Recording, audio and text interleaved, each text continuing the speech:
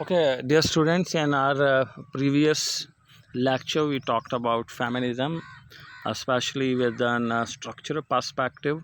And in this lecture, I'm going to tell you about post-structural theories, which are related to, which are linked to feminism and feminist or post-structuralist era too. So keep in mind that structuralism and post-structuralism are related, but with certain difference over there. One, so post-structuralism does not mean that it is something that comes after structuralism.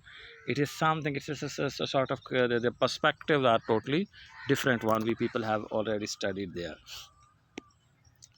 So, and post-structuralism is a term for philosophical, theoretical, and literary forms of theory that both build upon and reject ideas established by structuralism, the intellectual project that preceded it, that we people have already studied it. So here we can see theories, philosophies, interpretations that have especially in structuralism, we study what is this, why this social construct, but post-structuralist theory basically fills the gap and also tells how is this. So when we are studying what structural construct or social construct are used, that comes in structural aspect. And when we people are going to talk about that, how do these structural elements happen in society, basically this is post-structuralism. So post-structuralism is a term for philosophical, theoretical, and literary forms of theory that both build upon and reject ideas established by structuralism. This is the same thing, it has been repeated here, but it is different. It's not the same one as we can see in structuralism. Feminism, once again, though we have talked about a lot about it. However, feminism is the belief in social, economic, and political equality of the sexes.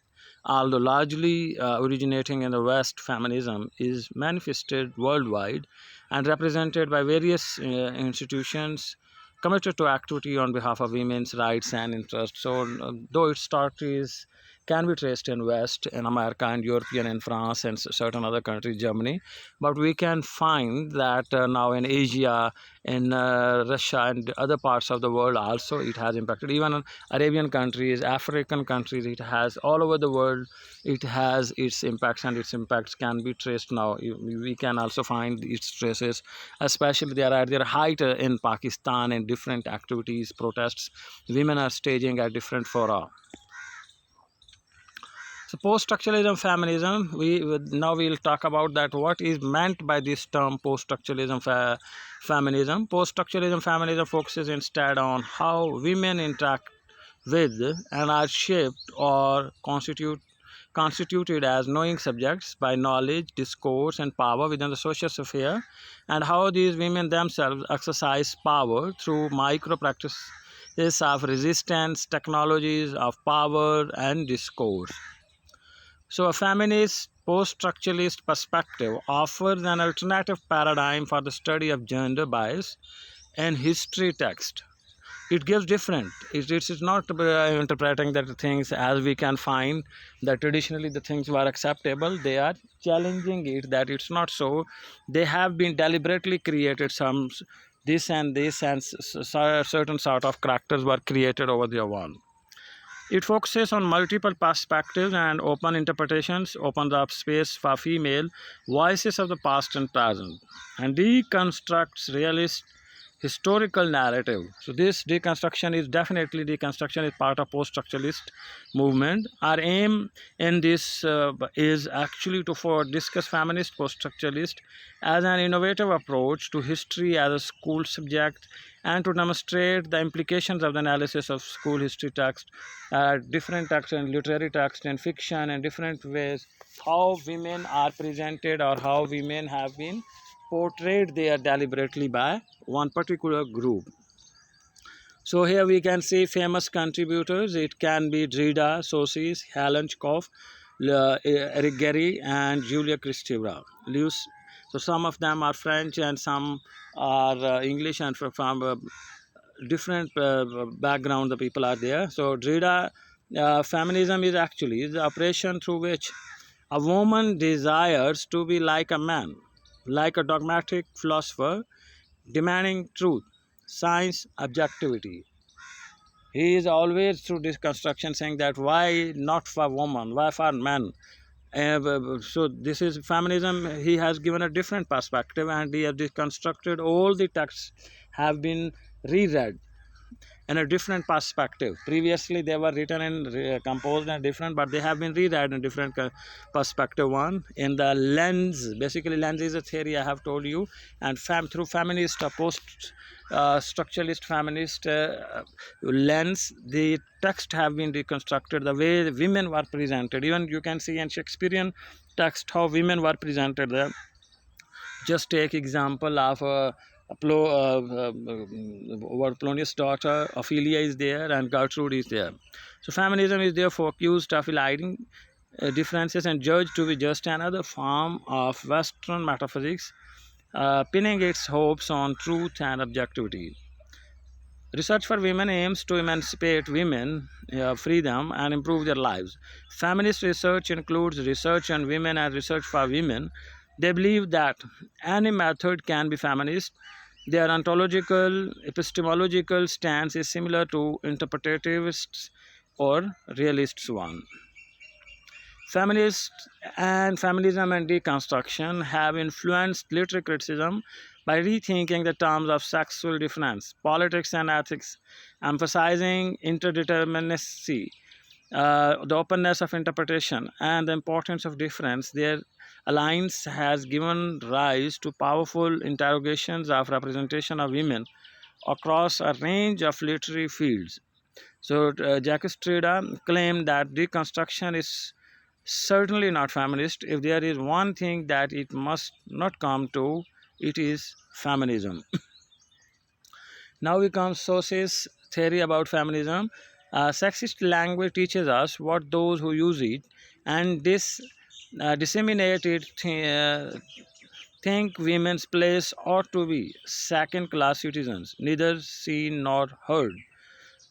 Eternal sex objects and personifications of evil. So throughout the text, throughout history, throughout literature of Middle Ages and even of certain current, we can say stages, women have been portrayed just as second citizens and sex objects, just for pleasure, just for amusement, and nothing else.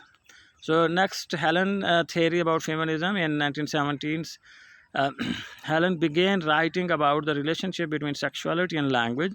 Like many other feminist theorists, she believes that human sexuality is directly tied to how people communicate in society. She suggests that it's important for women to expose the flaws in language that currently exist. Through the awareness of such flaws, as well as invention of the new ways of expression, women can overcome the obstacles that are constructed by what she labels as a phallocentric discourse. Just they are used as a part, as a piece of, we can say, enjoyment, recreation, pleasure, and nothing else. So this thing accordingly should be avoided. For instance, now previously whatever the thing was, all the time it was for unknown person he was used, but now it has been changed one. He is not used, instead h, he and she or they is used there one. So expression, so now language that is called sexist language is not considered acceptable one. There are certain charges over it.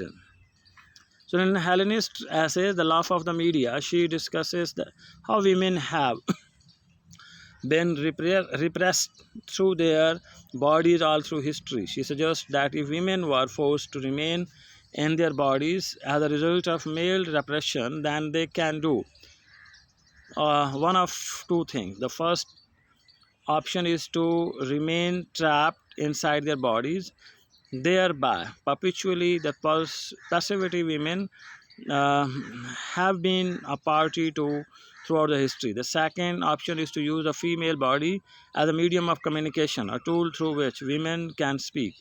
This is ironic given the body, the very thing women have been defined by and trapped within can now become a vehicle in transcending the boundaries once created by the body. So her language, her possession, everything is linked with her body. And the original myth of Medusa was a beautiful woman who confronted endless hardship that were brought about by the action of men. She was raped, killed, and beheaded by various gods. However, even in the face of tragedy and disgrace, Medusa was still portrayed as a meaningful figure. So, throughout, even in Greek myth, we can see how Medusa was portrayed and behaved or treated there. So now Luce Irigaray theory, French. She was born in Belgium. Is a French feminist, psychoanalytic, and cultural theorist. Best known works is Speculum of the Other Woman and this sex, which is not one. She was inspired by the psychoanalytic theories of Jacques Lacan and the deconstruction of Derrida. Her work aims to reveal a perceived masculine philosophy underlying language and gestures towards a new feminine language that would allow women to express themselves if it could be spoken. So, in a different way, she has tried to empower women so that they can come ahead and they can discuss things and they can defend themselves. So, she is a prominent author in contemporary French feminism and continental philosophy. Irigaray's goal is to uncover absence of female subject position, the relegation of all things feminine to nature, matter, and ultimately the absence of true sexual difference in Western culture. She has talked there. And next important woman that's post-structuralist is Julia Kristeva theory about she was born on June 24, 1941 in Bulgaria. Kristeva is Bulgarian French philosopher, literary critic, psychoanalyst, feminist, and most recently novelist who has lived in France since the mid 1960s. Kristeva has become influential in today's international critical essays, cultural theory, and feminism after publishing her first book in 69. Although Kristeva does not refer to her own writing as feminist, many feminists turn to her work in order to expand and develop various discussions and debates and feminist theory and criticism. So she wielded a lot of influence, lot of we can say she has a lot of power, and she has mentioned women's problem, especially through writing, through fiction, through other work, that how women were subjugated, women were treated, and she has brought their new, we can say, perspective before society. So, three elements of Kristeva thoughts have been particularly important for feminist theory in Anglo-American context. Her attempt to bring the body back into discourses in the human sciences, her focus on the significance of the material body and pre-Oedipal in the constitution of subjectivity, and her notion of objection as an explanation for oppression and discrimination. So she has brought all these three important things back in feminism, especially in post-structural theories. So, with the basis of, now we can say overall, what were the basis of basics of post-structuralist feminist? The basic idea or theory on which all the post-structuralist feminists are working are the ideas, the paradigm of language, gender, and power. These three things are basically shaping the paradigm of post-structuralism feminism. Especially language is tool through which division is created, difference is maintained, and difference is propagated, difference is inculcated in the upcoming generation's mind. So language, to a lot of linguists, lot of literary figures, they have focused that language first. The first important thing is to correct, to use sex-free language, to use language where women should not be portrayed as just sexual objects. So that's very important. And then gender is a sociological aspect. It should be accepted one, it should not be exploited one. And power, if you are going to divide the society on the basis of gender, that if you are male you have power, if you are female you don't have power to decide, definitely it's something critical.